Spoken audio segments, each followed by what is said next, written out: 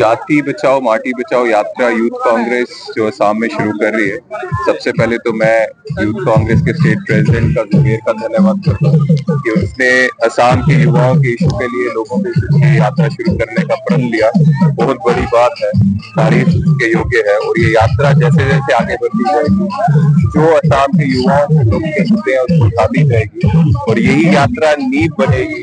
ये जो बीजेपी सरकार जो असम के वनों को, जमीनों को, हर एक चीज को बेच रही है, अडानी को या बिजनेसमैनों को, उससे असम के लोगों को और असम की सारी चीजों को बचाने के लिए यात्रा एक नींव का काम करेगी। और मुझे फिर से मैं मुबारकबाद देता हूँ अपनी यूथ कांग्रेस की टीम और अपने स्टेट प्रेसिडेंट जुबेर को, जिसने यात्रा शुरू करने का आरंभ किया और ये हिम्मत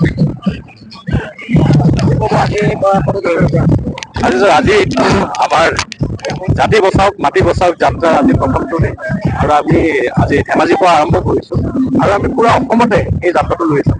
আমাৰ যাত্ৰাৰ বিষয়টো এটাই, আমি ৰাইজৰ মাজত যাম, ৰাইজৰ পৰা বিষয়বোৰ জানিম, ৰাইজৰ প্ৰব্লেমবোৰ জানিম আৰু আমি 2026 মেনিফেষ্টত আমি হাইকমাণ্ডৰ হাতত আমি এই ৰাইজৰ পৰা যিখিনি ইনফৰমেশ্যন পাম, যিখিনি কমপ্লেইন পাম, গোটেইখিনি দিম। আৰু তাৰে লগত আজি মাটিৰ কথা যিহেতু আহিছে, জাতিৰ কথা যিহেতু আহিছে, আজি আমাৰ যিমান জাতি জনগোষ্ঠী আছে, আজি যেতিয়া মাটি পাট্টা কৰিব যায়, মাটি পাট্টা কৰিব যাওঁতে মিনিমাম 1 লাখৰ পৰা 1.5 লাখৰ পৰা 2 লাখ 3 লাখলৈকে যায়। কিন্তু একে জেগাত কিন্তু আম্বানী আদানী কিন্তু 1 টকাকে মাটি দি আছে। তো সেইটোৰ বিৰুদ্ধে আমি সকলো মাত মাতিব ওলাই আহিছোঁ আৰু ৰাইজৰ বহুত সহায় পাই আছোঁ, বহুত আশীৰ্বাদ পাই আছোঁ আৰু আশা কৰিছোঁ এই আমাৰ যাত্ৰা সফল হ'ব।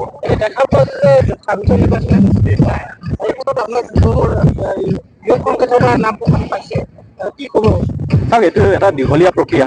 আমাৰ যুৱ কংগ্ৰেছৰ বহুত কেণ্ডিডেট আছে যোনে ট্ৰাই কৰিব আৰু আমি আমাৰ পেনেল হাইকমাণ্ডক দিম আৰু বাকী হাইকমাণ্ডে ডিচাইড কৰিব কোনে টিকেট পাব। এইটো বহুত দীঘলীয়া প্ৰক্ৰিয়া এটা। সেইটো চাওঁ, এইটো সময়ে সময়ে দেখা যাব আৰু ধেমাজি সমষ্টিত আপোনালোকে হেৰি কৰিছে, এই সমষ্টিৰ পৰা অনুষ্ঠানটো প্ৰতিষ্ঠিত কৰিছে, আপোনালোকে কেনেধৰণে আশাবাদী সমষ্টি দিব?